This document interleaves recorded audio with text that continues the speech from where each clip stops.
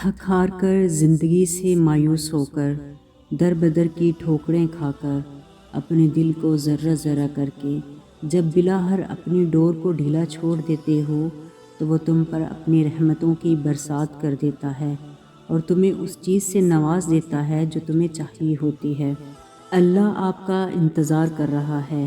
یقین جانیے یہ درد کا ڈیر، ان گنت آرزویں، یہ تمہارے غم اور تمہاری ہر دعا کا جواب رات کے 1/3 حصے میں ملے گا۔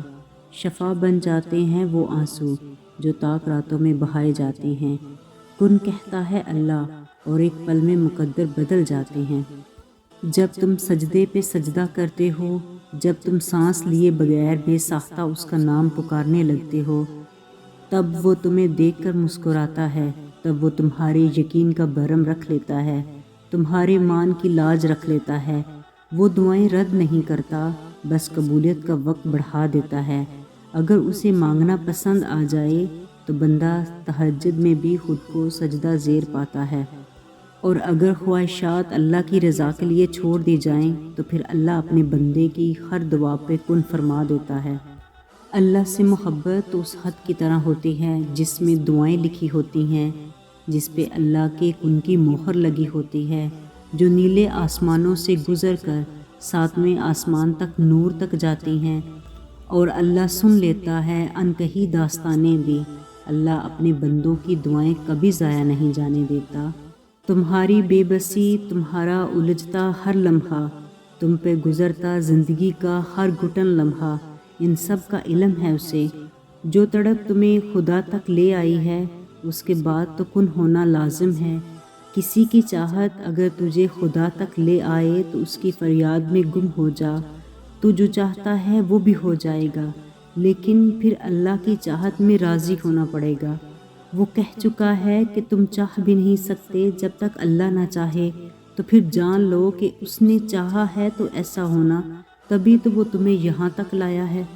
جب وہ مہربان ہوتا ہے تب وہ ساری حقیقتیں تم پر عیاں کر دیتا ہے، پھر یا تو تمہاری رضا میں راضی ہو جاتا ہے یا تمہیں اپنی رضا میں راضی کر لیتا ہے۔ تمہاری بے چینی کو سکون میں تبدیل کر کے تمہارے اندر ایک نئی امید پیدا کرتا ہے۔ بس وہ چاہتا ہے کہ تم ہمت رکھو۔ ٹوٹے ہوئے دلوں کا ٹھکانہ اللہ کے سوا اور ہے ہی کہاں؟ بس وہی ہے جو انہیں جوڑتا ہے اور ان زخموں کی مرہم بنتا ہے۔ وہ آزماتا ہے تمہیں تمہارے دل کے قریب چیزوں سے۔ بھول گئے ہو حضرت یعقوب علیہ السلام کا قصہ؟ جب چھوڑا جاتا ہے اللہ پر سب، وہ دل کو مایوس نہیں کرتا۔ جو چیز تمہارے حق میں بہتر ہے وہ تمہیں مل کر رہے گی، اور جو تمہارے حق میں بہتر نہیں، اللہ تمہیں اس پر صبر عطا فرما دیتا ہے۔ اپنے اس تڑپتے دل کو سمجھا دو کہ اللہ کے فیصلے ہمیشہ ڈھیروں خوشیاں لاتے ہیں۔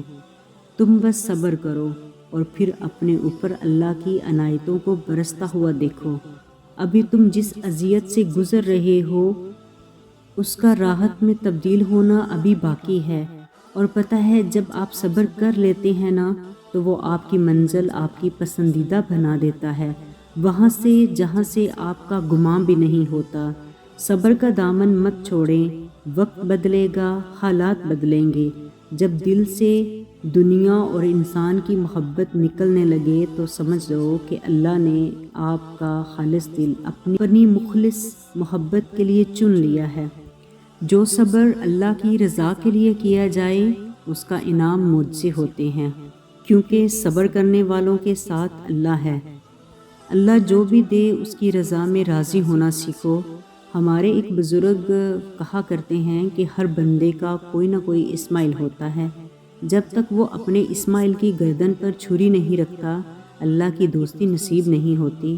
اپنی خواہشات کی گردن اور آرزوؤں کی گردن پر چھری پھیرو۔ اللہ کے لیے محبوب سے محبوب چیز قربان کرنے کے لیے آمادہ ہو جاؤ، پھر تمہیں وہ اپنی قربتوں سے مالا مال کر دے گا۔